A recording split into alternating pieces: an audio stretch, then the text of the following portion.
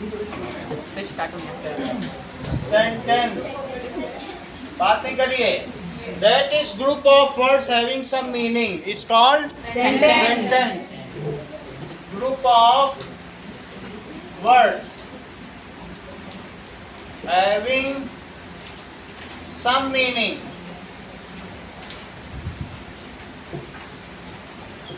is called sentence.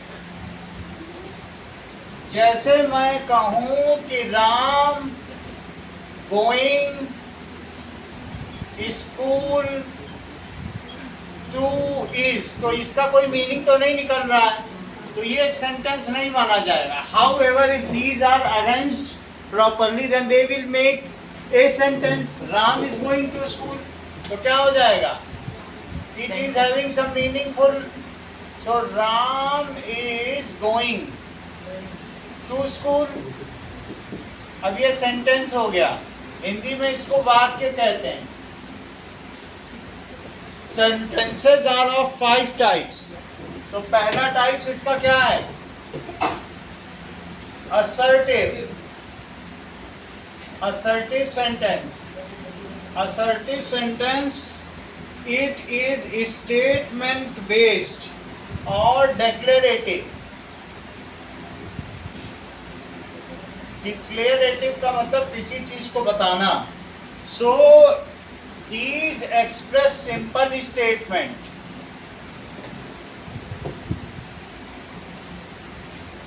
Simple statement जैसे new Delhi is capital of India. ये एक simple statement है. New Delhi is capital of India.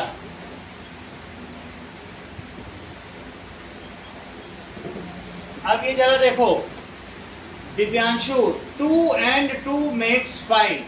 क्या ये एक असर्टिव सेंटेंस हो सकता है कि नहीं हो सकता? हर्षित, 2 and 2 makes 5. बताओ भाभी, हो सकता है. जो भी हो उसकी वैलिडिटी या तो वो वैलिड होगा या इनवैलिड होगा, लेकिन एक स्टेटमेंट तो हो सकता है. जैसे लॉयर्स लोग स्टेटमेंट देते हैं और वो स्टेटमेंट जो होता है कोर्ट में या तो वैलिड हो जाता है या इनवैलिड होता है, लेकिन देते तो हैं कि नहीं. और रिटर्न स्टेटमेंट, टीचर तुमसे कहें कि हर्षित तुम कल स्कूल क्यों नहीं आए थे, तो बोलो मैम कल मैं बाइस्कोप देखने चला गया था और मेरी खाला जान की तबीयत भी नासाज थी तो इसलिए मैं स्कूल ना आ सका. ऐसे लिख के दोगे कि नहीं लिख के दोगे? सो स्टेटमेंट कुछ भी हो सकता है. Either it may be wrong और इट मे बी करेक्ट. तो 2 and 2 makes 5. makes 5. तो जो ऊपर का स्टेटमेंट है वो वैलिड है और नीचे का स्टेटमेंट कैसा है? इनवैलिड. लिखो इट इज वैलिड. और हितेश नीचे का कैसा है? इनवैलिड. इतनी बात तुम्हें समझ में आ गई. अब आगे देखो. Assertive sentences are further classified into 2. That is affirmative. और दूसरा कौन सा होता है? नेगेटिव.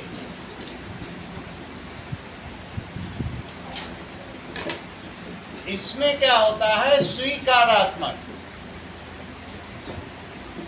और ये है नकारात्मक. So what is assertive sentence? पहला टाइप तो असर्टिव है, फिर उसके भी आगे 2 भेद हैं. कौन कौन से टाइप्स हैं? That is affirmative and negative. Affirmative sentence क्या हो सकता है? दैट इज यस स्टेटमेंट, जिसमें कोई भी चीज को एक्सेप्ट किया गया हो. और ये किस टाइप का होता है? No statement. इसका मतलब है negative sentence contains sign of negation या वर्ड ऑफ निगेशन. जैसे नॉट, अगर नॉट यूज हो गया, नो यूज हो गया, तो इसका मतलब है कि that is negative sentence. So it use uses, that is word of negation. इसमें negation का वर्ड यूज होता है no, not, doesn't, ठीक है, does not, have not, कुछ भी यूज हो सकता है, had not, will not, कुछ भी हो सकता है, ठीक है। I will not go to school, तो ये किस में क्या आएगा? मैं स्कूल नहीं जाऊंगा। Go to School, not to school. I will not go to school और I will go to school ये किस में आएगा? Affirmative. अफर्मेटिव, स्वीकारात्मक। I will go to school। चलो अब आगे देखो, पहला टाइप है assertive, that is statement based, और दूसरा कौन सा है? Interrogative sentence, that is in this question is asked, इसमें क्या चीज होगी? Yes, in this question is asked,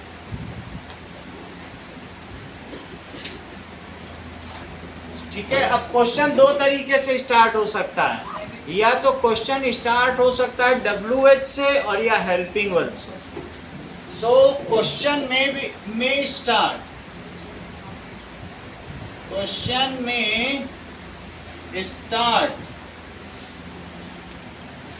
with helping verb, और या फिर क्या हो सकता है? क्वेश्चन में स्टार्ट विद WH टाइप।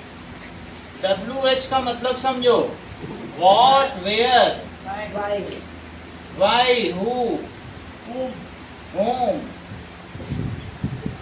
ऐसे भी हो सकता है। देखो अब हेल्पिंग वर्ब से सोचो, आर यू ईटिंग, क्या तुम खा रहे हो? तो इसका आंसर क्या होगा? इसका एग्जांपल देखो, आर यू ईटिंग, तो कभी भी अगर आर से स्टार्ट होता है,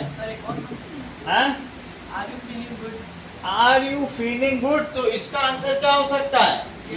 यस भी हो सकता है, नो भी हो सकता है। लेकिन अगर मैं आपसे कहूं कि व्हाट आर यू ईटिंग, तो जवाब देना पड़ेगा। Are you eating, what are you eating? Dosa, Food. ये चीज हो सकती है। So what are you eating, तो इसमें आंसर देना पड़ेगा। तो तुम्हारा आंसर क्या होगा? डोसा। डोसा। तो इंटरोगेटिव सेंटेंस अगर आर से हो, विल से हो, तो इसमें यस नो में आंसर होगा।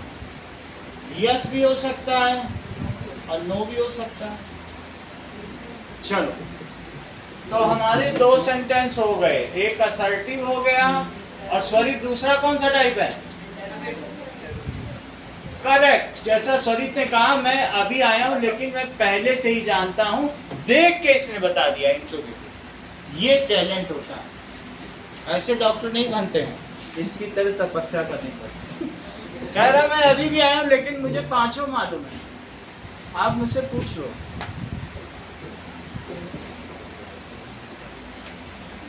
ये मोटिवेशन इसमें कहाँ से आती है? घर में सब लोग आईएएस होंगे तभी आता है। ये देखो, तीसरा होता है दैट इज इम्पेरेटिव।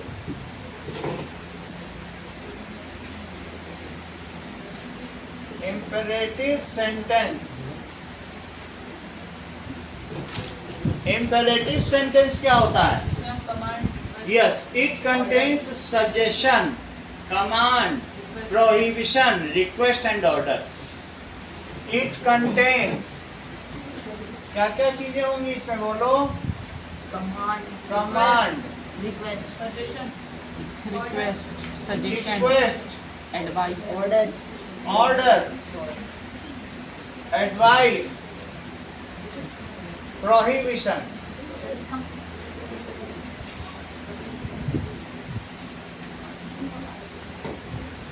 ठीक है, जैसे ये कहा जाए कि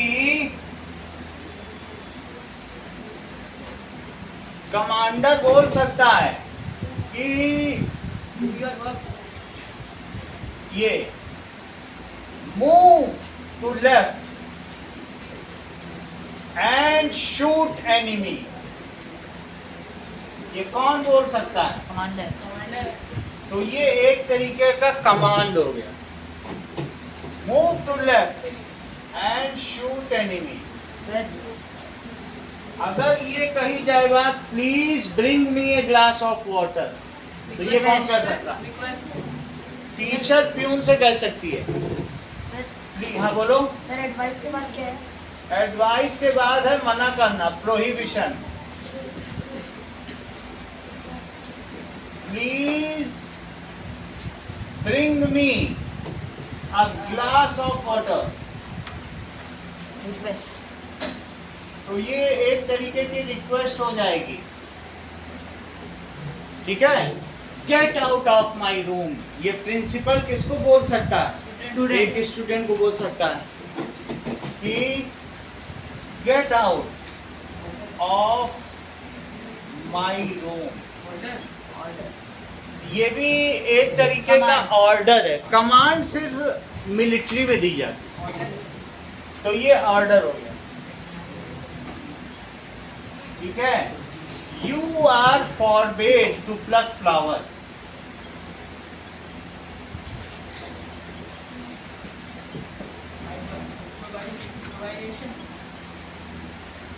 यस, प्रोहिबिशन, तुम्हें फूल तोड़ना मना है। तो ये क्या चीज है? फॉरबिड, फॉरबेड, फॉरबिडन, इसके 3 फॉर्म है। Forbid, forbade, forbidden forbade, forbidden. तो फर्स्ट फॉर्म, सेकंड फॉर्म और थर्ड फॉर्म, जैसे गो वेंट गॉन होता है उसी तरीके से। तो इसका मतलब यहाँ क्या है? Prohibition. You shall, you should go to mela with Swarit. ये क्या है? Advice. Advice. And eat kela with Swarit, this is advice. You should go to mela, क्योंकि इसके साथ जाओगे तो 4 बातें सीखने को ही मिलेंगी। मेला विद स्वरित, ये एडवाइस है। ये देखो, अब आप समझिए दैट इज कौन से 3 टाइप्स बता दिए गए हैं स्वरित। इधर देख के बताओ। करेक्ट। इसका मतलब है कि ये किसी कमांड में इसकी पोस्टिंग आई होगी, क्यों कमांड बोल रहा है, मतलब ये चीजों को समझता है, चीजों को। अगर एक बार इसके पास वरिष्ठ पहुंच जाए तो वो कभी वापस नहीं आ सकता। ये देखो, वरना अब तक ये बता देता असर्टिव, इंट्रोगेटिव और इम्परेटिव।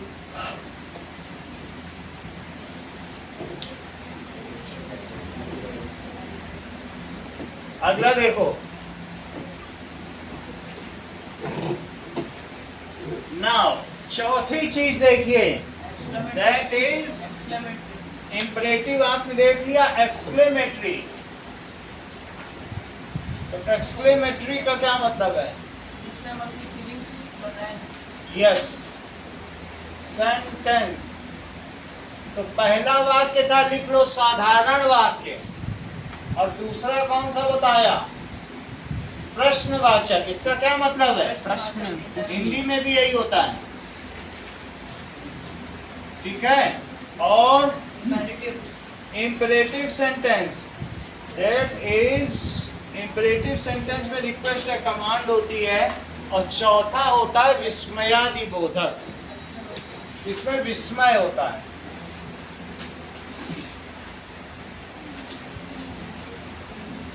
वाक्य, और ये आदेशात्मक है। इसमें क्या होगा? नाम सिर्फ आदेशात्मक है, लेकिन और भी कुछ है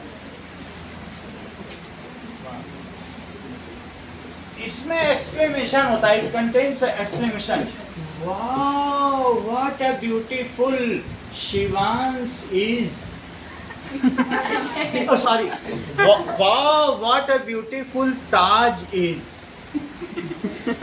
ये एक्सप्लेनेशन देखते ही मुंह से निकल जाए कि कितना सुंदर ताजमहल है, ऐसे। ठीक है, तो ये क्या हो जाएगा? वाओ, वैसे सुंदर तो है। What a beautiful Taj is. ये चीज हो गया। What a beautiful, wow. Alas, I lost my purse. हाँ, ओह, मैंने अपना पर्स खो दिया। Alas, I lost my purse. तीसरी चीज, Hurrah, we won the match. Yeah. Yes. Hurrah, we won the match. इतनी बात तुम्हें समझ में आ गई? इसमें साइन ऑफ एक्सक्लेमेशन है। पांचवी चीज देखो, ऑब्जेक्टिव सेंटेंस। ठीक है, कभी कभी वर्ड से भी बनता है। What a beautiful painting it is. कितनी सुंदर पेंटिंग है ये। नहीं, बार बार शिवांश को नहीं बोलेंगे, इतना सुंदर भी नहीं है ना, थोड़ा बहुत है, अफ्रीकन से ज्यादा। अब जरा देखो, ऑब्जेक्टिव सेंटेंस। ऑब्जेक्टिव सेंटेंस देखिए, इसका मतलब समझो। ऑब्जेक्टिव का मतलब है, ठीक है, wish U a good health, God में, ठीक है, ब्लेस यू। इसमें क्या होता है, एक तरीके का प्रार्थना सूचक वाक्य। कैसा वाक्य है? प्रार्थना सूचक। भगवान से प्रार्थना की जाती है।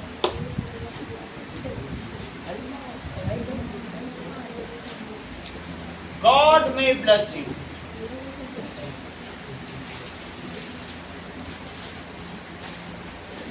चलिए, ऑब्जेक्टिव सेंटेंस जो है, ठीक है, मे यू ऑल पास, तुम सभी पास हो जाओ। May you all pass. आप गौरव किधर गए थे? गांव चले गए, ठीक है। मे यू ऑल पास, ठीक है।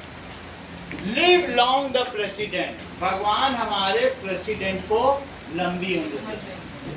Live long the president.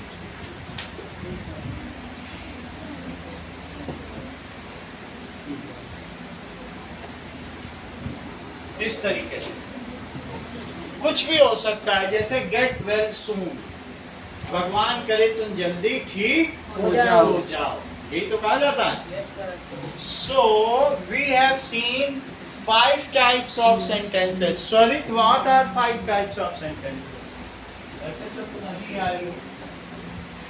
Ayush drawing, भाई नाम बताओ। दूध पे तो बैठे हो, इतनी मुड़ी हुई स्पाइन में कैसे बता पाओ? हाँ बोलो। हाँ,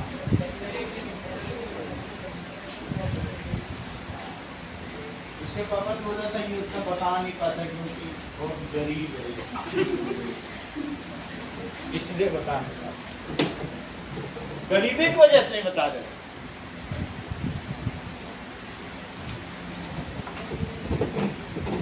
अभी तक इसने आज तक कुछ बताया ही नहीं।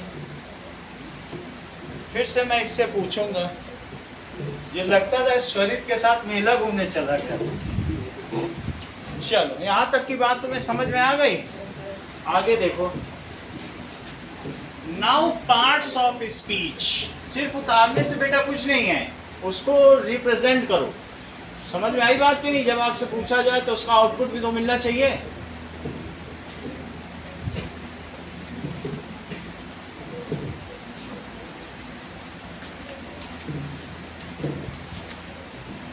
तो दिव्या 8 पार्ट्स ऑफ स्पीच के नाम बताओ। Noun, pronoun, verb, adverb, adjective, conjunction, preposition. और इंटरजेक्शन रिपीट करो आयुष भाई।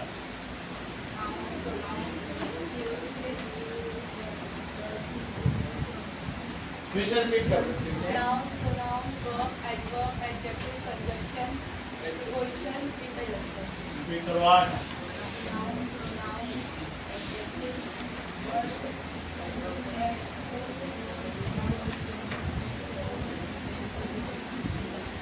प्रीपोजिशन, कंजंक्शन एंड इंटरजेक्शन बोलो। noun, pronoun, verb, adverb, preposition, conjunction, verb. Interjection. चलो now that is parts of speech लिखो। पार्ट्स ऑफ स्पीच इसका मतलब है वाक्य के अंग। क्या कहा जाएगा? वाक्य के अंग। A sentence has many parts and as per their role they can be subdivided into parts of speech. एक ही वाक्य के बहुत सारे अंग हैं लेकिन वो उसमें क्या भूमिका निभा रहे हैं, what the role they are playing, तो उसी के हिसाब से वो उसके अंग कहे जाते हैं। A sentence has various parts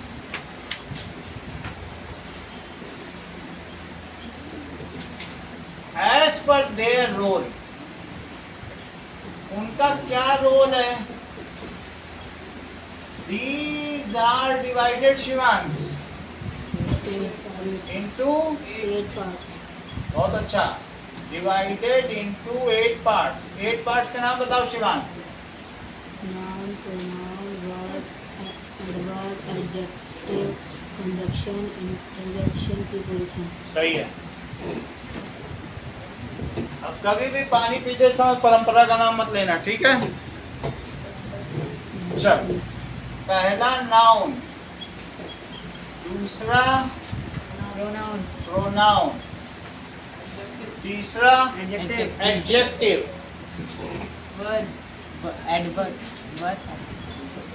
चौथा वर्ब, पांचवा adverb, that is preposition, Conjunction. conjunction,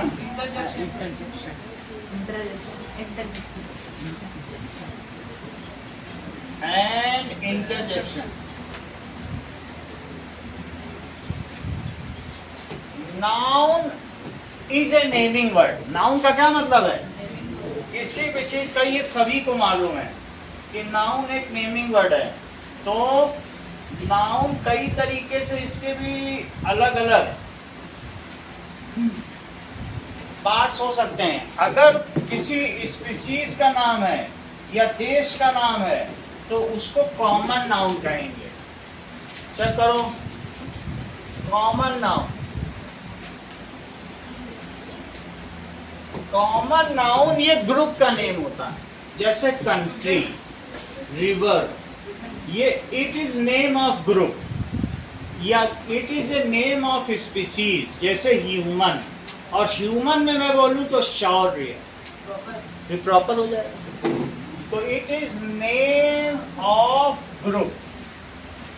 कोई भी ग्रुप हो तो जैसे हो सकता है human, bird, cow, pen.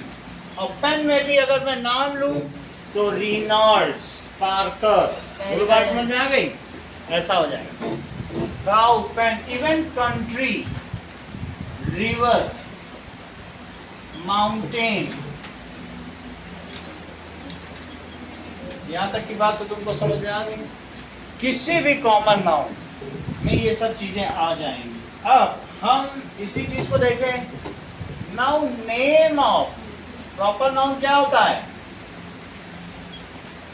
Name of any place, person और थिंग, उसका नाम स्पेसिफिक है। नेम और ब्रांड भी हो सकती है। ऑफ इंडिविजुअल, प्लेस का नाम और उस थिंग का नाम, जैसे पार्कर। कौन सा पेरी गार्डन बता रहे? पेरी गार्डन पेरी गार्डन पेरी ग्रांड क्या होता है? Very garden. पेरी गार्डन हो सकता है। नाउ इसी तरीके से हर्षित, शिवांश, यूएसए, और माउंटेन में हिमालय, और Ganga river, Himalaya, mount Everest, बिल्कुल सही। और इसी तरीके से गंगा। तीसरी चीज देखो, that is collective noun. Collective noun का मतलब है ग्रुप का नाम। जैसे group of disciplined person who fight for country, army हो सकता है, सोल्जर्स हो सकते हैं, तो इस तरीके से हु, ठीक है, maintain discipline in society, group of person, police हो सकता है कि नहीं? नेम ऑफ ग्रुप है ये, नेम ऑफ ग्रुप हो सकता है। जैसे ग्रुप ऑफ शिप, शिप्स के ग्रुप को क्या कहते हैं? सर बोलो। I guess group of ships, sea fleet. Group of people, mob, mob भी हो सकता है, क्राउड भी हो सकता है, ये भी हो सकता है। इसी तरीके से school of fish, school of fish, yes, group of fish को स्कूल कहते हैं। Group of fish, that is school. And now group of जजेस, ग्रुप ऑफ जजेस को क्या कहेंगे शिवांश? अब बोलो विधान, हंसने से क्या होगा? बोलो दृष्टि। ज्यूरी, क्या कहेंगे? Jury, jury has decided. 5 जजों के समूह को क्या कहेंगे? ज्यूरी। ज्यूरी। इसी तरीके से ग्रुप ऑफ बर्ड्स, फ्लॉक। तो इन सभी में जहां पर भी ग्रुप आपको दिखेगा, ग्रुप ऑफ कैटल्स, मवेशियों के झुंड को भावना क्या कहेंगे? करेक्ट। इसको इतना कैसे बोला? सर अब गूगल ऑफ बीस भी तो सकता है। Heard,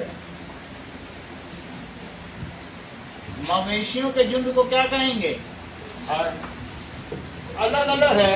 group of players, team, team.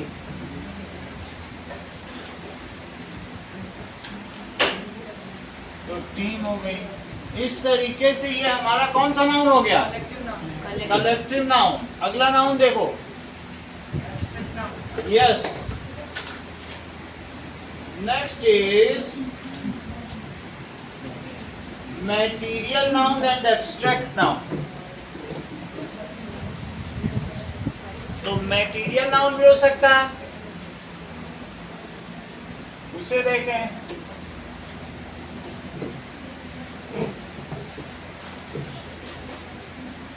चल, अगली चीज है material noun।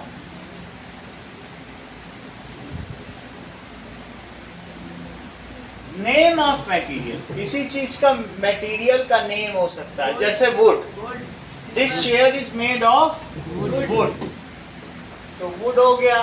Gold, gold, silver, silver, plastic भी हो सकता है, एल्यूमिनियम, कॉपर। डायमंड। और एब्स्ट्रैक्ट नाउन का क्या मतलब है? सर इसमें आइडियाज वगैरह हम दे।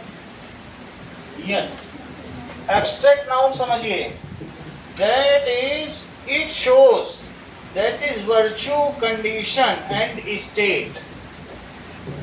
It shows किसी में जो virtue है, virtue, condition उसकी दशा, गुण दशा और अवस्था, स्टेट, इसको कहेंगे गुण, इसको उसकी दशा कहेंगे और इसको कहेंगे अवस्था। जैसे honesty is the best policy, तो ऑनेस्टी यहां क्या हो गया?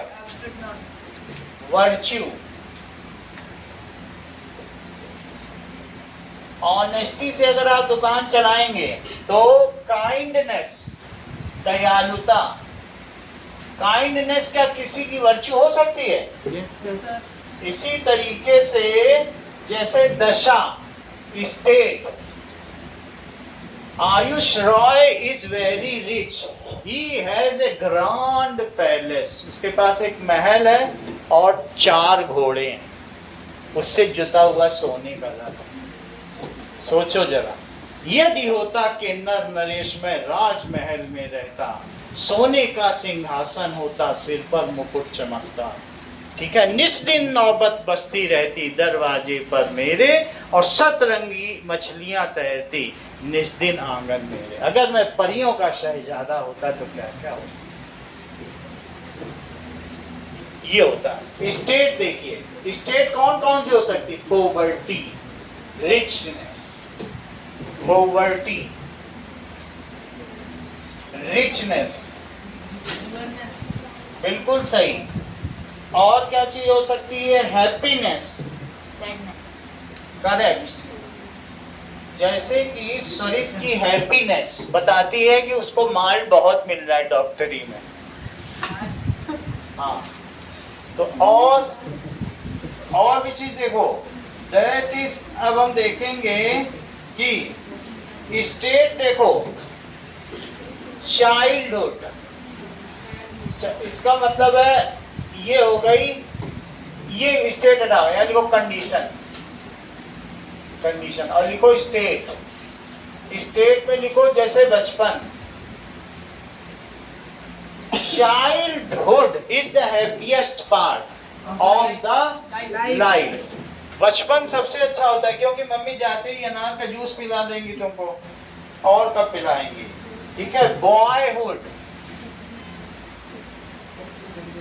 Manhood,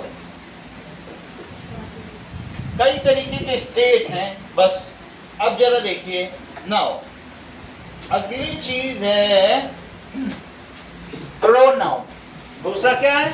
Pronoun. तो प्रोनाउन देखो, प्रोनाउन क्या होता है? Anything which replaces Noun. Noun, उसे क्या कहेंगे? Pronoun. Anything which replaces noun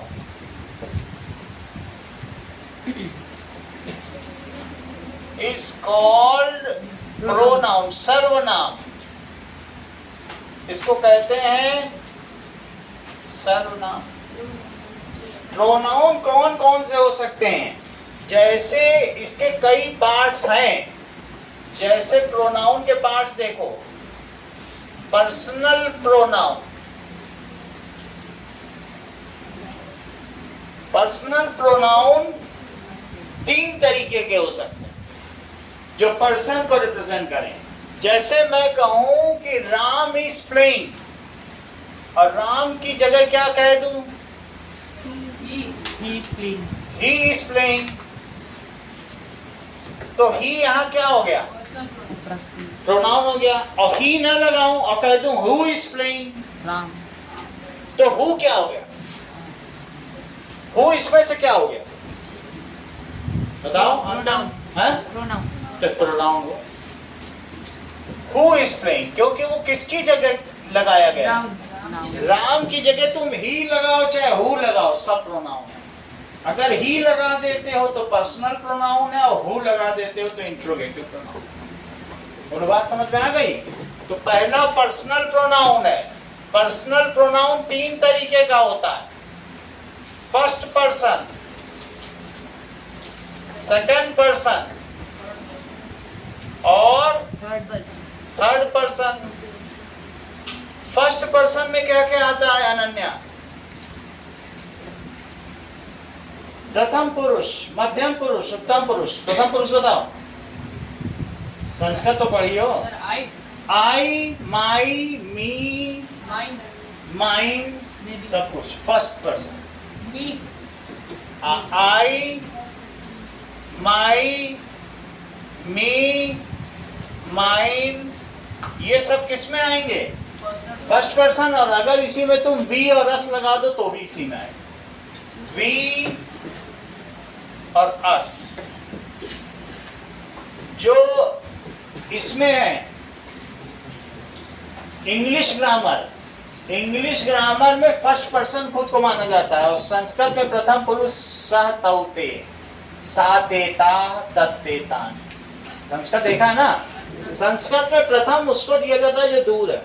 और यूरोपियंस कैसा करते हैं? मैं फर्स्ट, तुम सेकंड और ये लोग थर्ड। ये यूरोपियन का नजरिया। और जबकि संस्कृत में ऐसा नहीं है ना। तो प्रथम पुरुष समझ में आ गया। सेकंड पर्सन का नाम बताओ। सर यू यू, योर, ठीक है, ये सब क्या आ जाएंगे? Second person. और थर्ड पर्सन में क्या क्या आ जाएगा? He, she, they, it, their their, her, his, those, these these, ये सभी किस में आ जाएंगे? Third person third person. तुम्हें पर्सनल प्रोनाउन व्यक्तिवाचक सर्वनाम का मतलब समझ में आ गया? यस सर अब प्रश्नवाचक सर्वनाम बताओ। That is interrogative what pronoun. तो इंटरोगेटिव प्रोनाउन देखो। That is what why where what, why, where whom where. You are eating dosa. You are eating what. तो डोसा को किसने रिप्लेस किया? व्हाट ने। अब डोसा कौन सा है? मसाला डोसा, पनीर डोसा, रवा डोसा, वो प्रॉपर नाउन हो जाए, प्रॉपर नाउन। लेकिन डोसा तो डोसा ही हो गया, सही है? तो वेयर, होम, ये सब क्या चीज हो गई? What, where, whom, it is interrogative pronoun. WH से शुरू हो। whose कहाँ, कौन, कैसा, कब, कैसे कैसे, हाउ। हाउ में, हाउ भी इसमें आएगा लेकिन वो इसी तरीके से। अब जरा देखो, दैट इज इंटरोगेटिव प्रोनाउन। तो तुमको समझ में आ गया। अब आगे देखिए, हाउ को इसमें नहीं लाएंगे क्योंकि हाउ किसी नाउन को रिप्लेस नहीं कर सकता। बस इतना ही रखो। प्रोनाउन तुम्हें समझ में आ गया कि जो किसी को भी करता हो। तीसरी चीज बताओ, एडजेक्टिव। एडजेक्टिव क्या होता है अनन्या? बहुत अच्छा, इन्होंने बिल्कुल एक बार में सब कुछ क्लियर कर दिया। तुम भी बताओ। एनीथिंग विच क्वालिफाइज नाउन और प्रोनाउन। देखो, एनीथिंग विच क्वालिफाइज नाउन और प्रोनाउन। जैसे मैं ये कहूं कि चार्मिंग हर्षित इज गोइंग, और मैं ये भी कह सकता हूं चार्मिंग ही इज गोइंग। हर्षित ना बोलूं और ही चार्मिंग दैट इज गोइंग, तो क्या ठीक रहेगा? हो सकता है, क्योंकि लेकिन यहां पर एडजेक्टिव हर्षित क्या हुआ? बोलो। चार्मिंग। तो चार्मिंग इज, क्योंकि जो फूल होते हैं, जो छोटे बच्चे होते हैं वो फूल होते हैं, वो हमेशा सुंदरी होते हैं। जब एज हो जाती है तो क्या चार्म रह जाएगा? और यही अभी बूढ़ा हो जाएगा शिवांश, 80 साल का, तो क्या इसमें ये चार्म रहेगा? अभी है, अभी हम सब हैं। समझ में आ गई बात कि नहीं? शाम तो नई एज में रहते हैं, और पुरानी सब्जी लेके आ जाओ जो 10 दिन पुरानी हो तो खाने का मन करेगा। तो एनीथिंग विच क्वालिफाइज नाउन, उसको क्या कहेंगे? एडजेक्टिव। चलो देखिए, रेड बुल इज गोइंग। हाँ, इसमें बताइए Vagish, what is adjective? Bull क्या है?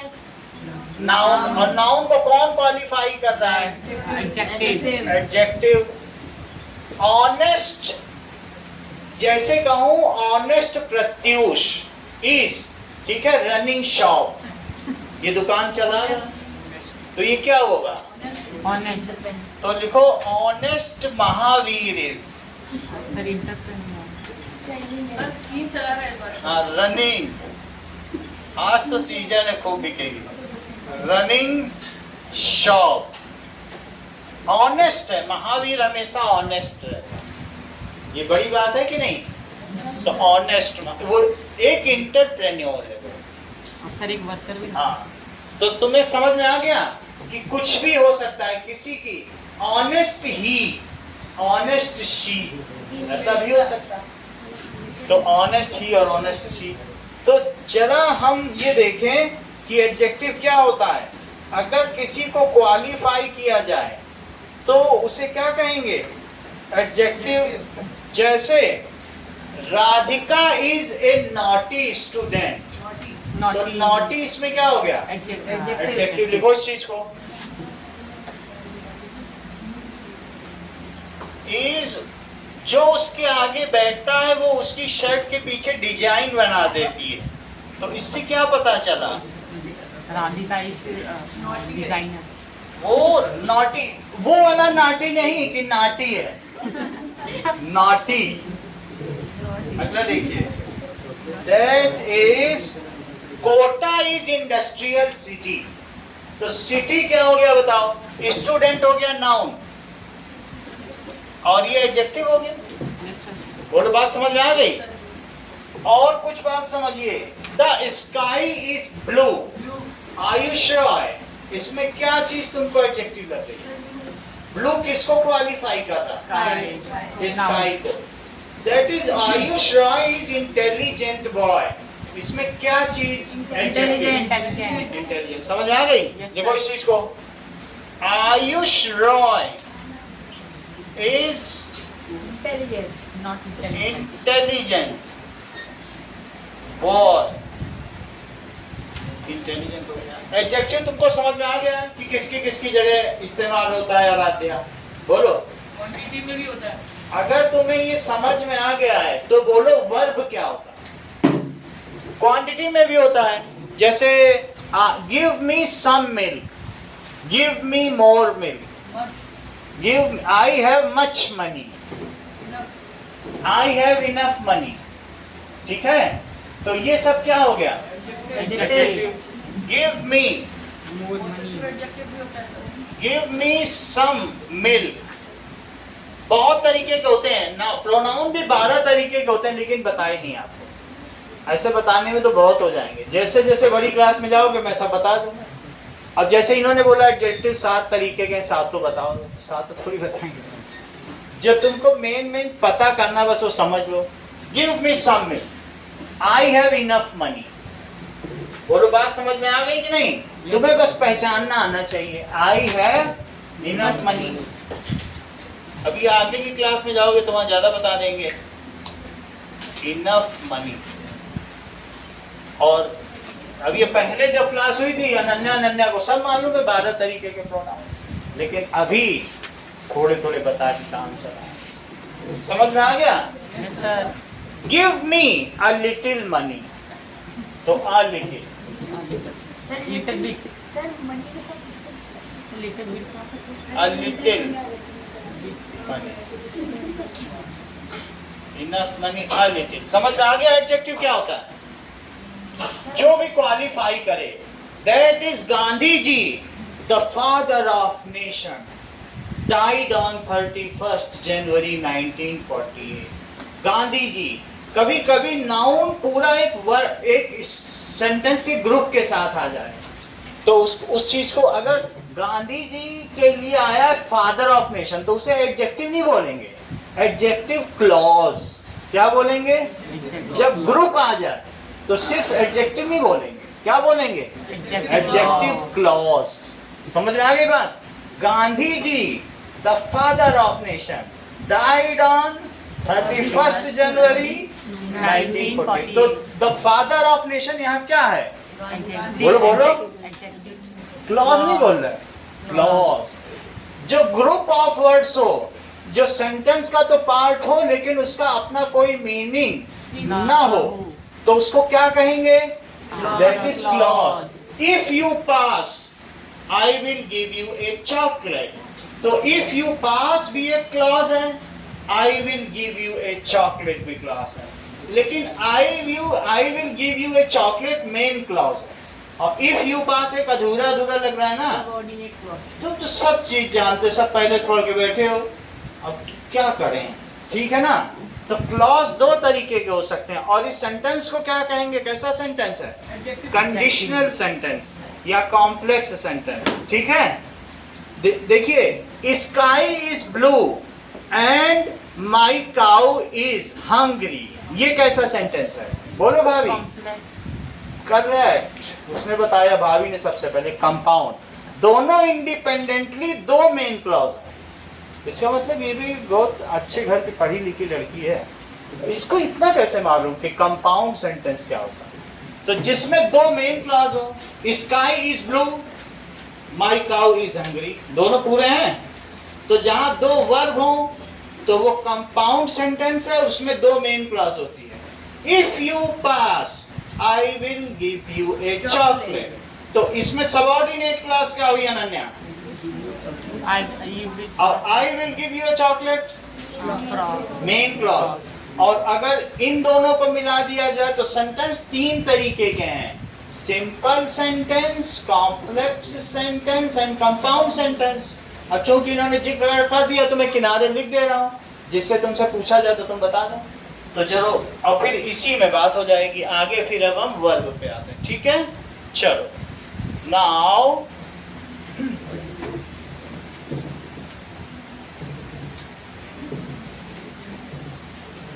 अब देखो, नाउन तो हम लोगों ने पढ़ लिया, अब हम आ गए हैं वर्ब पे।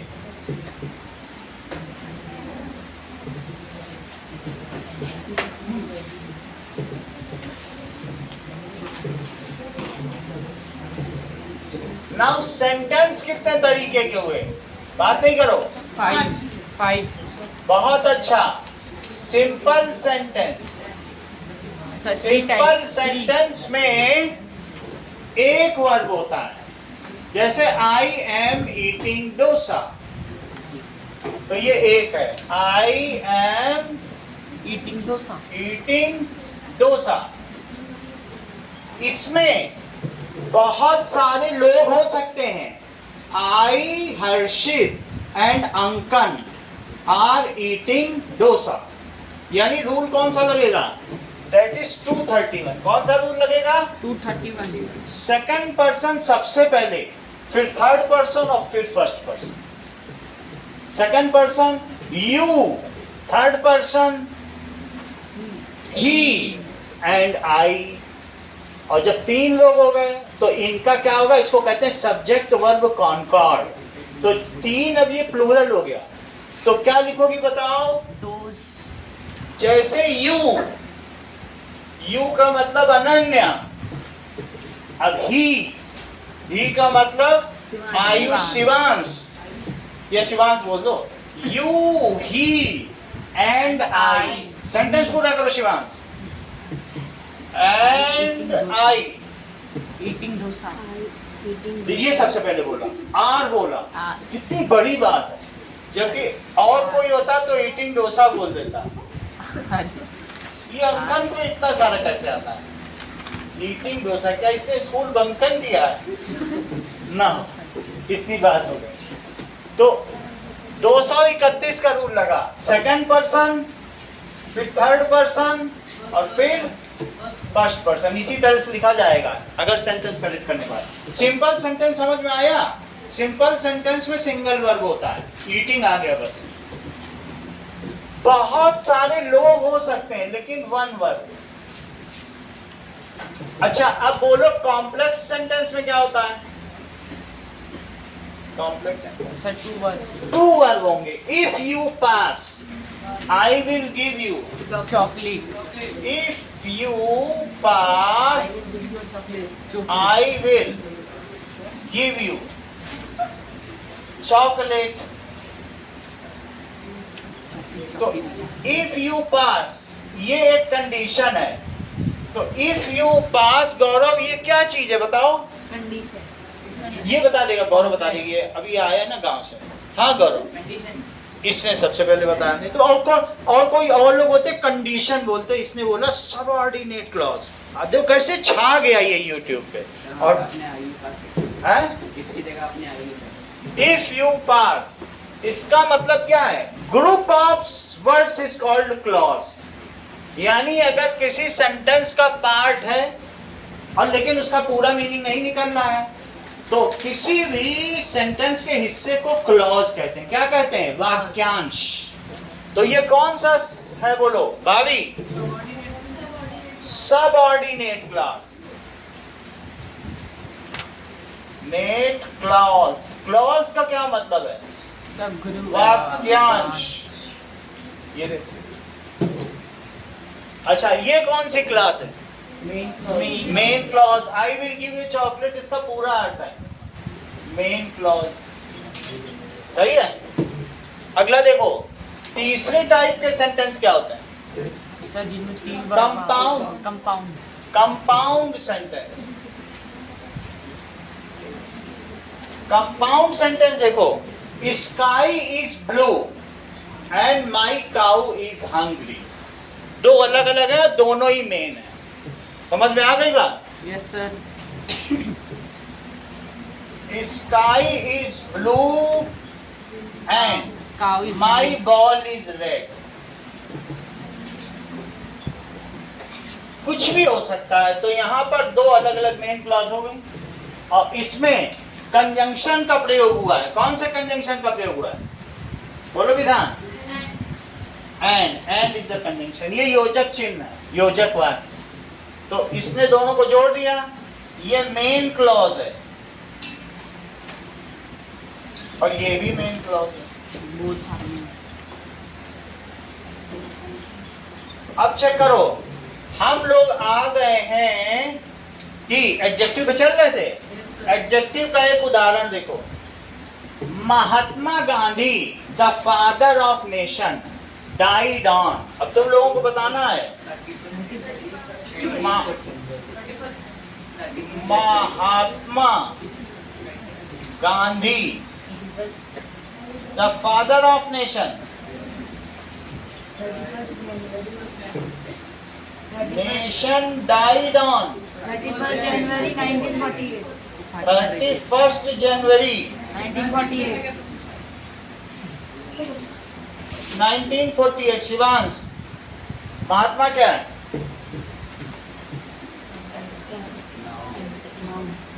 करेक्ट। तुम भी बोलो। आराध्या, दिव्या, सभी को मालूम है। ये भी इसने भी यही बोला, क्योंकि महात्मा क्वालिफाई कर रहे। भाई आप देखो, जो शार्प माइंडेड व्यक्ति है वो तुरंत पकड़ लेगा। उस तुमने जैसे ही विशेषण बोल दिया वो पकड़ ले रहा है। फिर से समझ लो, क्योंकि गांधी को कौन क्वालिफाई कर रहा है? महात्मा। फिर से देख लेते हैं, एक बार कंपटीशन होगा। The father of nation, Shivansh और दिव्या में competition. The father of nation क्या है? करेक्ट। तुम भी बोलो। तुम तो बहुत तेज निकली, ये पकड़ लेती है चीजों को। और शिवांश का भी कॉन्फिडेंस देखने लगे। बोला नहीं, ये भी मौका देना चाहता है लोगों को। नहीं तो कितनी सरल सरल चीजें हैं छोटे क्लास में, लेकिन चेहरे का कॉन्फिडेंस देखो। फिर से बताओ, महात्मा क्या है? ये क्या है? The father of nation. देखो सवाल इतना इसे कैसे आता है? पहले से पढ़ते तुम सिखाते हो क्या अंकल इसे अकेले में ले जाके? एडजेक्टिव। और ये क्या है? क्लॉज। क्लॉज का मतलब वाक्यांश। लिखा है कि नहीं ऊपर? वाक्य के समूह को क्या कहते हैं? क्लॉज। तो ये है, लेकिन ये किसको क्वालिफाई कर रहा है? देश के पिता, राष्ट्र के पिता। ये तो गांधी को कर रहा है, महात्मा भी उन्हीं को कर रहा है। तो इसे क्या लिख देंगे बोलो? क्लॉज। क्लॉज। तो तुम्हें समझ में आ गई कि नहीं? ग्रुप में कोई चीज हो तो भी क्लॉज हो सकती है। पांचवी चीज समझो, दैट इज, अभी चौथी चीज समझनी, वर्ब क्या होता है। वर्ब समझिए, यहां तक तुम्हें समझ में आ गया? इधर का नोट कर लिया, उधर का सबने? चलो, दैट इज, अब हम समझेंगे संज्ञा, सर्वनाम, विशेषण समझ लिया है।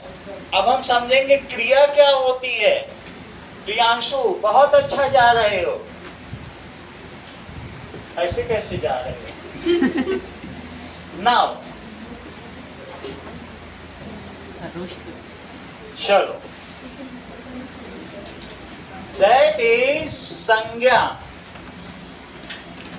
सर्वनाम,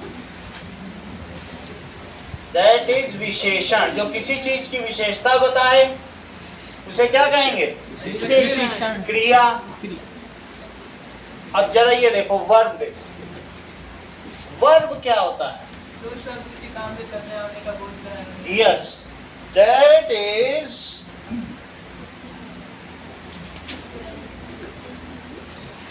अभी जो नई इंग्लिश है इसमें आर्टिकल भी जोड़ा गया है, अदरवाइज तो हम एक न हो जाएंगे आर्टिकल, ठीक है। और कुछ लोग इसमें डिटरमाइनर भी जोड़ते हैं, वो हम बाद में देखेंगे। वर्ड देखो, a verb is a word used for action. A verb is a word used for being और acting, किसी चीज के होने या करने का बोध हो, होने का भी बोध हो और करने का। This is a chair, तो यहाँ is वर्ड चेयर के, चेयर के होने का बोध हो रहा है, ठीक है। ताज इज अ मॉन्यूमेंट, समझ में आया? तो ताज है तो है। दिस इज अ क्लासरूम, तो है, वो है तो ना, कुछ हो तो नहीं रहा है, लेकिन लिखो सर वो बीइंग और के बाद क्या लिखा है? बीइंग और acting. So this is a classroom, तो यहां इस क्या हो गया? हाँ, कौन सा वर्ब?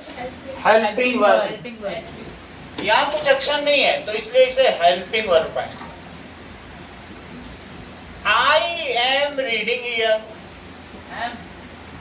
आई एम क्या है और रीडिंग क्या है? सर आई हेल्पिंग वर्ब और ठीक है, आई एम, तो एम क्या हो गया? Helping verb. हेल्पिंग वर्ब, और रीडिंग क्या है?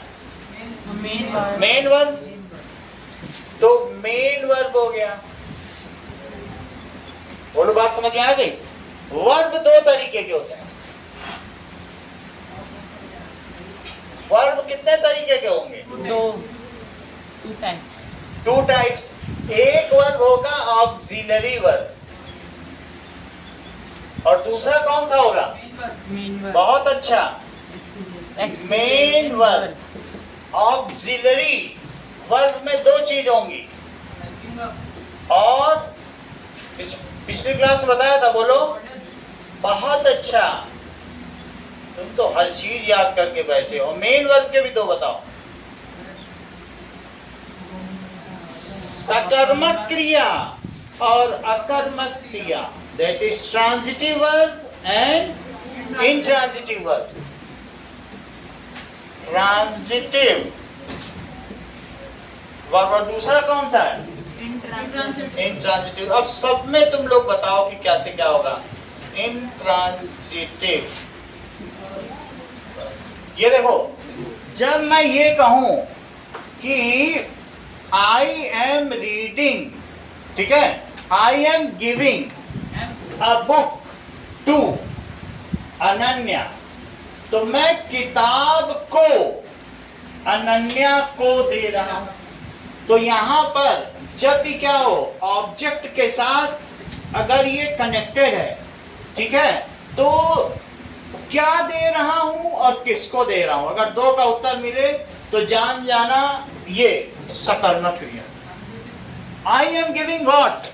Book. I am giving a book to whom? Ananya. Ananya. तो यहाँ पर दो में से किसी का भी आंसर आ जाए तो transitive verb. I am sleeping on bed.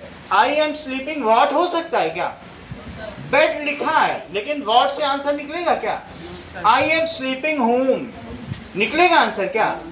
तो तब भी नहीं निकलेगा। तो जैसे स्लीपिंग, क्राइंग, तो क्राइंग भी है, तो क्राइंग ऑन फ्लोर, लेकिन व्हाट होगा तो कुछ आंसर निकलेगा। तो ये चीज समझो, समझ में आया ना? अभी समझ में आएगा। दैट इज वर्ब दो तरीके के हैं। एक कौन सा है बताओ? ऑक्सिलरी वर्ब और मेन वर्ब। एक ऑक्सिलरी वर्ब है और दूसरा मेन वर्ब। ऑक्सिलरी तो सिर्फ एक्स्ट्रा है टेंस बनाने के लिए। Has, have, had, will, should, would, can, could, might, ये सब इज, आर, एम, वाज, वर, ये सब इसमें आएंगे। अभी मॉडल भी बता दे रहे हैं आपको कौन सा होगा, कि मोड क्या होगा वो भी देखो।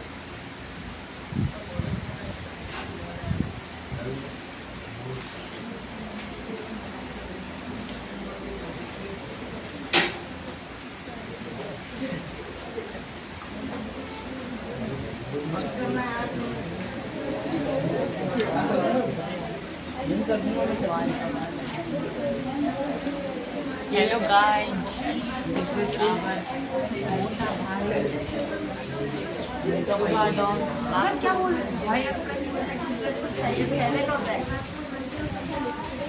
Hello guys, this is our Subha boss. आप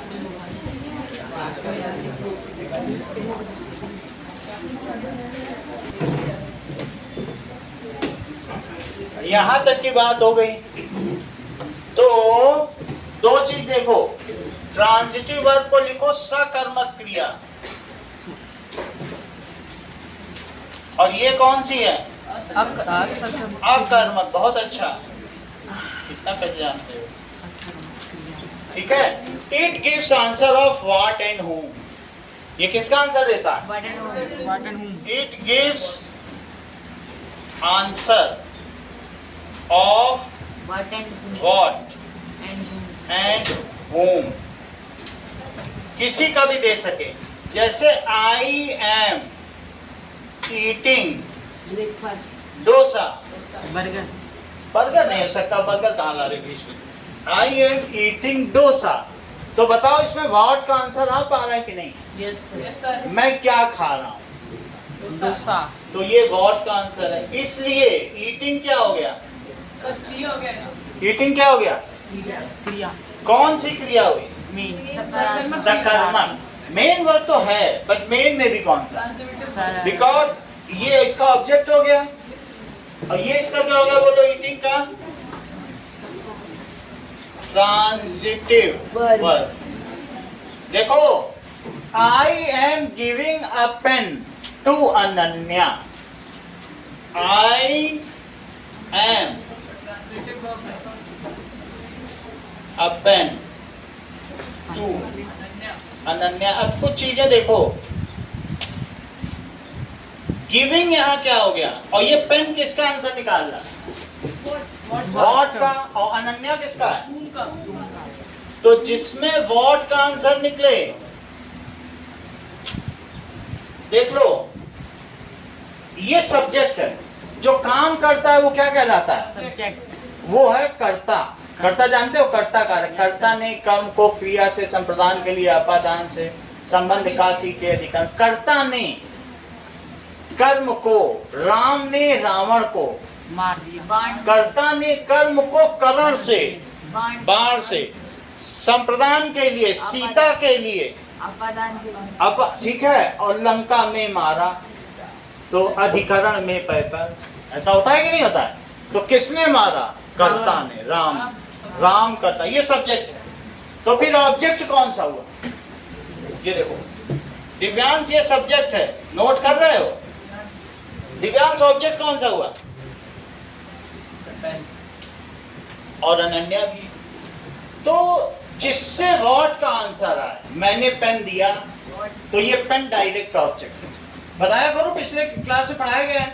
और जिसको दिया वो क्या है? Indirect object. पीछे वाला पहले बता रहा है। तुम क्या उतार रहे हो जब तुम बता ही नहीं पा रहे हो, आउटपुट ही नहीं दे पा रहे हो? पेन क्या हुआ? डायरेक्ट। डायरेक्ट को इनडायरेक्ट बोलता है। उल्टे बताएगा ये। जिससे व्हाट का आंसर आए वो क्या कहलाएगा? Direct object. और जिससे whom का आंसर आए बेटा, समझ में आ गई बात? तो ऑब्जेक्ट भी दो तरीके के होते हैं। तो दैट इज, ये ऑब्जेक्ट का मतलब क्या होता है? अगर सब्जेक्ट का मतलब करता है तो ऑब्जेक्ट का मतलब क्या हुआ? कर्म को, अनन्या को दिया। मैंने पेन को अनन्या को दिया, पेन को अनन्या को। तो पेन भी ऑब्जेक्ट है और अनन्या भी ऑब्जेक्ट है। तो ये व्हाट क्या, ये क्या हुआ बताओ? पेन। सर डायरेक्ट ऑब्जेक्ट और अनन्या डायरेक्ट ऑब्जेक्ट भी दो तरीके के हो गए।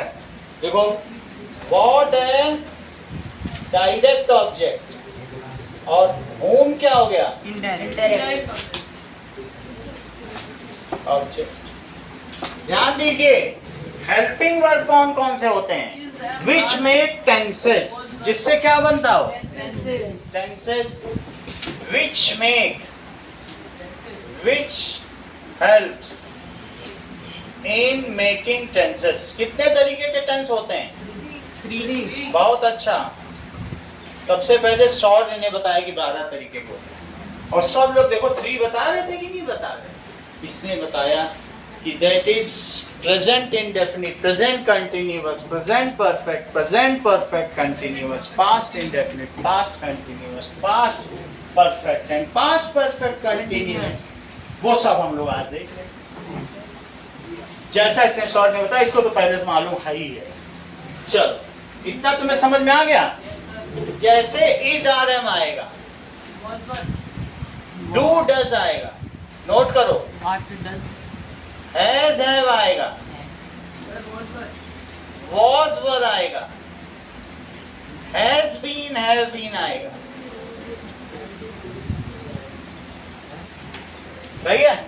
और हैड बीन भी आ जाएगा। नोट करो बनो सारा। और हैड बीन, क्योंकि अब इस टेस्ट में तुम्हें ही फर्स्ट आना है। और मॉडल में क्या आएगा? Will, would, shall, should, can, could. ये सब क्या क्या चीजें आएंगी? Will, would, shall, should. काम करने का तरीका, मोड ऑफ एक्शन। मोड समझते हो? काम कैसे किया जाए। शैल आई हेल्प यू हितेश? अगर आप परमिशन दे तो मैं आपका सूटकेस उठा दूं। तो इसका मतलब है it is a mode of asking something. Shall I help you means if you permit me then I will lift your suitcase. ठीक है?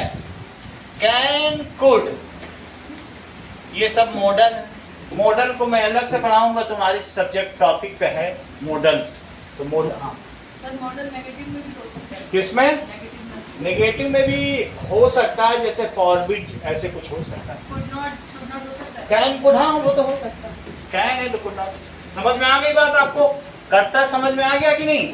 अभी हम लोगों ने सिर्फ 4 समझा है। क्या समझा है?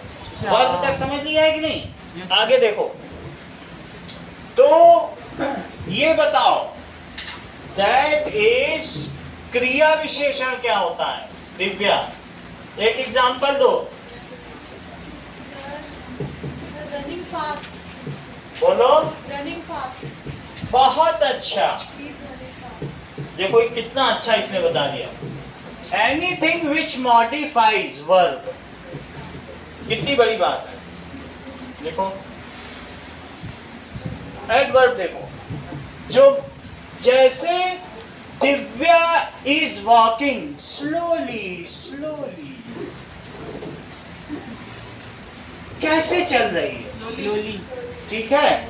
इसी तरीके से प्रत्यूष इज स्लीपिंग डीपली। ठीक है? Ravindra is snoring loudly. ये जो स्नोर कर रहा है, खर्राटे ले रहा है, तो किसी चीज को बताने के लिए। इसी तरीके से Vineet is walking briskly, fast walking briskly. ठीक है कि नहीं? तो एनीथिंग विच क्वालिफाइज वर्ब, वर्ब समझ में आ गया? वर्ड ऑफ एक्शन, उसे क्या कहेंगे? क्रिया का विशेषण। सर डायरेक्ट और इनडायरेक्ट ऑब्जेक्ट नहीं समझ आया। डायरेक्ट और इनडायरेक्ट का मतलब है मैंने क्या दिया और किसको दिया। तो सबसे पहले जो मेरे हाथ से छू गया वो डायरेक्ट ऑब्जेक्ट है, और जिसको देने जा रहा हूं वो इनडायरेक्ट ऑब्जेक्ट है। मैंने पेन को हितेश को दिया, तो पेन क्या हुआ, ये भी कर्म है। पेन ना होता तो मैं कर्म कर पाता, अब तुम ना होते तो कर्म हो पाता। तो इसमें मुख्य कर्म कौन है, पेन। मैं तो करता हूं, तालमेल कर रहे हो, ये फौजी करता। तो ये पेन क्या हुआ, कर्म। ये कौन सा कर्म हुआ, डायरेक्ट है। और ये इनडायरेक्ट कौन सा हुआ, हितेश। मैंने पेन को हितेश को दिया, जो मेरे हाथ से छू गया। वॉट का मतलब डायरेक्ट, समझ में आ गई। तो और ये क्या हो गया, इनडायरेक्ट। समझ में आ गई बात। सर जो दे रहा है वो कौन हो, वो करता करता सब्जेक्ट। लेकिन पेन भी कर्म है। मैंने पेन को हितेश को दिया, ये कर्म है। कर्ता ने कर्म को किया, सही है। हिंदी में भी तुम्हें मालूम है, संस्कृत में भी मालूम है, कोई अलग थोड़ी है। हाँ, व्हाट डज इट मीन भावना बाय एडवर्ड।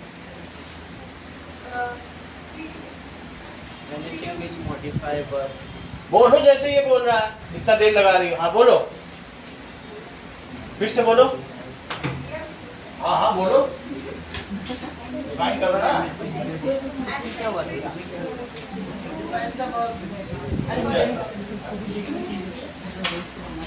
शिवाजी पूछ लिया। Yes, anything which modifies or qualifies। बात समझ में आई, जो किसी क्रिया को मॉडिफाई कर दे। एनीथिंग, ठीक ठीक बताया करो भावना, विच क्वालिफाइज या मॉडिफाइज अ वर्ब। 4 आंसर दीजिए शिवांश, एडवर्ब के 4 सेंटेंस बनाओ, अभी बनवाएं। चुपचाप बैठे रहने इसका होगा, तुम बताओ। Arav is going. Arav is Arav is moving fast. Arav is moving fast। तो फास्ट क्या हुआ, एडवर्ब। एक और बताओ, क्विकली। लो एक और ही बता दिए। दैट इज अंकन इज मूविंग Fast. या गोइंग क्विकली। और बताओ, कुछ और बताओ। Shaurya sleep deeply. Yes, Shaurya is snoring. Snoring का मतलब खर्राटे लेना, ठीक है, लाउडली। और उसको सुन के शेर भाग गया। Snoring loudly. और इसी तरीके से you are eating slowly. You are eating slowly. Slowly हो गया, स्लोली, ठीक है कि नहीं। तुम इस चीज को क्या कहते हो, हिंदी में क्या कहते हो, सर क्रिया विशेषण। बहुत अच्छा। जैसे इन्होंने बताया, ये शौर्य सब जानते हैं, इस चीज को अव्यय कहते हैं। हिंदी में क्या कहते हैं, Aware. समझो इस चीज को। समानाधिकरण अव्यय, व्याधिकरण अव्यय, ये तुम लोग को अलग से मालूम नहीं, सब अव्यय हैं। कैसे अव्यय, कैसे हैं, जो व्यय ना हो उसे क्या कहते हैं। जैसे देखो, मैं धीरे धीरे चलता हूं, तो क्रिया विशेषण भावी क्या है बताओ, धीरे धीरे, ठीक है। तुम धीरे धीरे चलोगी, तुम धीरे धीरे चलोगी। वे धीरे धीरे चले। वे, अगर नाखून भी मुंह में डालोगे गौरव तब भी हाफ ब्रेन तो काम कर ही रहा है, और कैप लगाए हो तो और हाफ ब्रेन काम कर रहा है। तुम्हारा फुल मतलब 1/4 पे काम चला लेना। और अभी तुम मुझे बता देना इसका आंसर। वे धीरे धीरे चले, सही है। देखो, चलता हूं, चलोगी और चले, और यहाँ सब कुछ बदल दिया, जेंडर भी बदल दिया, टेंस भी। लेकिन ये क्या धीरे धीरे बदला, sir. ऐसा तो नहीं हो गया कि मैं धीरे धीरे चलता हूँ, तुम धीरा धीरा चलोगे, वह धीरिया धीरिया चलेगा। क्या बदल रहा है ये? No, sir. सब कुछ बदल गया, जेंडर बदल गया, टेंस बदल गया, लेकिन नहीं बदला तो क्या ना बदला, धीरे धीरे। इसीलिए भगवान को अव्यय कहते हैं। क्यों? क्योंकि वो कभी नहीं बदलते। तो जो न बदले, जो व्यय न हो, उसे क्या कहेंगे? अव्यय। अव्यय। व्यय तो जानते हो, खर्च। Yes, sir. तो anything which does not change, उसे क्या कहेंगे? अव्यय। अव्यय। तो इसीलिए इसे अव्यय कहते हैं। भावी अव्यय कहती हैं। अब भावी को पहले से भी पता था, लेकिन मैंने और लोगों के लिए बताया। इतनी बात तुम्हें समझ में आ गई Yes, sir. कि इसे अव्यय कहते हैं इंग्लिश में। अब अव्यय समझ में आ गया। अब समझो preposition. What is preposition? Anything which relates between noun and pronoun, जो नाउन और प्रोनाउन के बीच में संबंध जोड़ दे, उसे क्या कहते हैं? प्रीपोजिशन। प्रीपोजिशन। जरा लिखो इस चीज को। What is preposition? Preposition is a word which relates noun and pronoun to some other words of sentence. It relates noun and pronoun to some other words. जैसे लिखो under, over, of, in, on to, in to, after, Before. Before, Between. Between. कितनी बात हो? This is a house of Divyanshu. तो this is a house of, Divyanshu. Dog house. House of, नहीं दिव्यांशु का ये।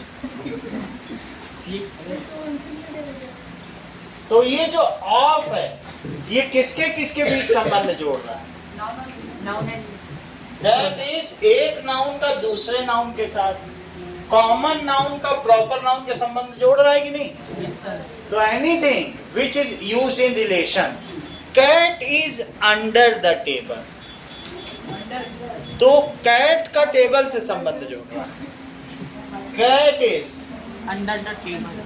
Under the table. Yes, ठीक है। Shaurya is flying aircraft over the city. Sir, मैंने भी सेंटेंस बनाया। Correct. Uncle jumped into the dog house. ये लो, वैसे नहीं करना है। शौर्य एक पायलट है, मानो Shaurya is flying fighter aircraft over the city. And then crash it. सोचो, वो क्रैश करेगा जाके पाकिस्तान में। बट अभी देखो, Shaurya And Shaurya is already in dog house. Is flying, You want to go? बात नहीं करो आपस में। Shaurya is flying helicopter over the city.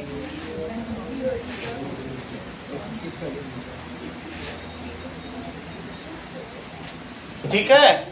Now इसी तरीके से Vidhan is running after Mahavir for payment, sorry, that is Vidhan is running after Mahavir, और महावीर उसको पगार ही नहीं दे रहा है। अभियान गड्ढा। तो इसमें कौन सा सेंस वर्ड हो गया जो रिलेशन में? संविधान। बहुत अच्छा, Sir, after. After.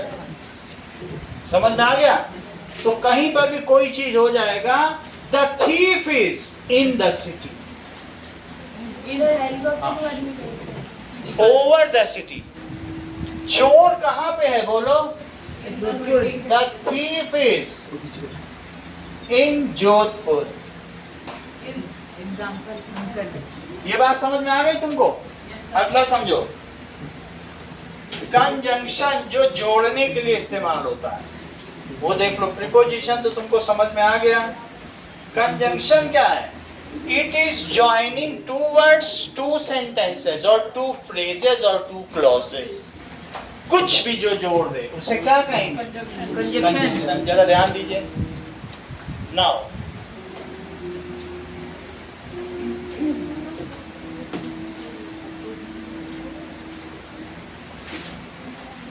कंजंक्शन देखो,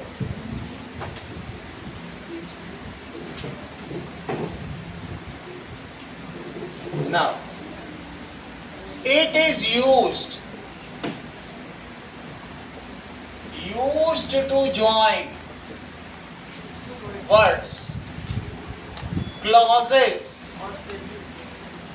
और phrases। देखो यू एंड आई 231 का फार्मूला लगा है। अब ये 3 नहीं है तो कोई बात नहीं, 2 के बाद में You and I are going Mela with स्वरे बहुत अच्छा। तो पहले से कैसे जानते हो? से गया था गए थे क्या? ये लोग स्वरित के साथ ही जा रहे हैं हर बात में। You and I, two second person और फिर फर्स्ट पर्सन। सर गोइंग के बाद 2 नहीं आएगा? You and I के बाद आर आएगा क्योंकि प्लूरल हो गया। गोइंग टू मेला भी हो सकता है, कभी कभी टू का ओमिशन भी हो जाता है। टू का ओमिशन भी। I am giving this pen, कभी कभी टू लगा देते हैं, टू शौर्य, ठीक है ना। I am giving this pen Shaurya, omission हो जाता है, लोप हो जाता है, ऐसा हो जाता है। अगला देखो, जैसे देखो आइदर स्काई इज ब्लू और माई शर्ट इज रेड। या तो स्काई नीला है या मेरी शर्ट काली है, ऐसा हो सकता है। और भी लग सकता है। समझ में आ गई कि नहीं? You are getting a Pepsi और आइसक्रीम विद ए थाली। एक थाली के साथ फ्री क्या मिलेगा? या तो आइसक्रीम ले लो या पेप्सी ले लो। तो और आया कि नहीं? तो यहां पर क्या आया? And I am sick and you are dancing।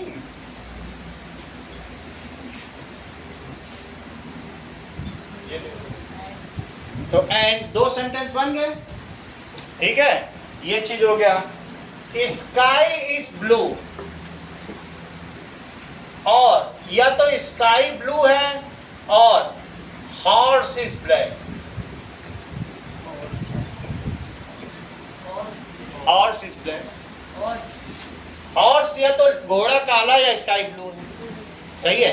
अगर मैं ये कहूं स्काई इज ब्लू और 2 and 2 makes 5, तो ये सेंटेंस वैलिड माना जाएगा कि नहीं? बोलो। स्काई नीला है या 2 और 2 5 बनाते हैं, वैलिड है। अगर और से सेंटेंस जुड़ा हो, उसका एक भी हिस्सा सही है तो वो वैलिड माना। और मैं ये कह देता स्काई नीला है और 2 और 2 5 होते हैं, तब इनवैलिड होता है। और मैं एक चीज तुम्हें दे रहा, कह रहा you will get either Pepsi और आइसक्रीम। अगर उसने आइसक्रीम दे दिया तो वैलिड है, नहीं दिया पेप्सी, नहीं है उसकी मर्जी, सही है। तो वैलिडिटी ऐसे देखी जाती है। कंजंक्शन का मतलब तुम समझ गए? Yes sir. कौन कौन से कंजंक्शन हो सकते हैं? एंड हो सकता है, और हो सकता है, और क्या क्या हो सकते हैं? चेक करो। दैट इज बोथ, ठीक है। शिवांश एंड विधान आर गिल्टी। बोथ और एंड ये दोनों क्या है? दीज आर नाइस, दोनों बहुत अच्छे हैं, सही है। तो बोथ में और एंड, बोथ। या नाइदर शिवांश नॉर विधान इज गिल्टी, ना तो शिवांश अपराधी है और ना ही विधान। नाइदर शिवांश और नॉर विधान। विधान मजे ले रहा है शिवांश, तुम बिल्कुल सीरियस हो, तुम भी मजे लो, सही है। अब आगे देखो, not only Vagish but also Tomar, Aarav Tomar is गिट्टी। न सिर्फ वागीश अपराधी है, बट ऑल्सो, तो क्या क्या चीज हो गई? आरब तुम्हार, सॉरी तुम्हार, not only Only. Vagish Tomer is also but also, नहीं but also, But. Tomar guilty. Is charming. दोनों में, दोनों चार्मिंग है। अब अगला देखो, what does it mean by interjection? Interjection का मतलब, इंटरजेक्शन का मतलब होता है दैट इज एक्सक्लेमेटरी साइन। इसका क्या मतलब होता है? Exclamatory sign. जैसे wow what a beautiful Taj it is, wow what a beautiful,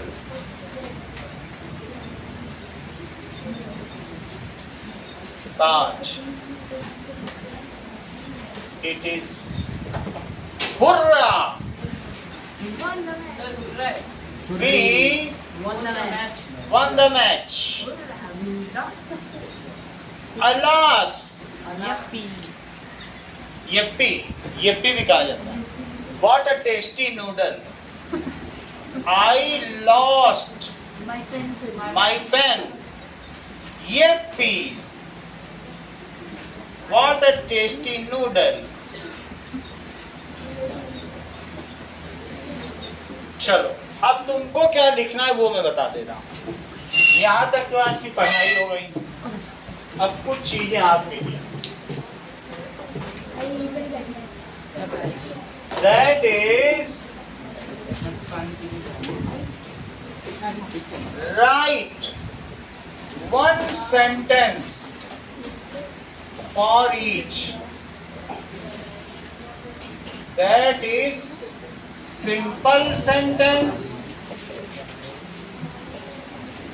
complex sentence and compound sentence। Write 5 types of sentence।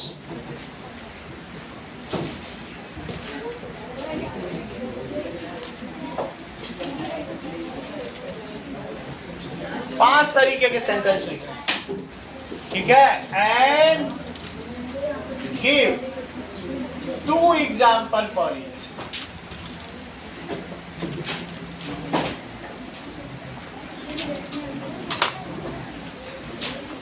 Write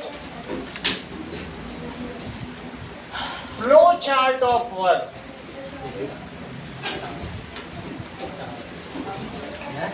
सही सारी, Write 5 types of noun and give 4 example for each।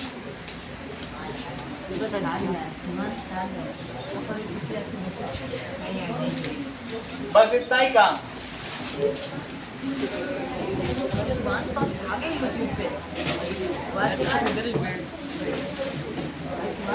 Sir camera off. अभी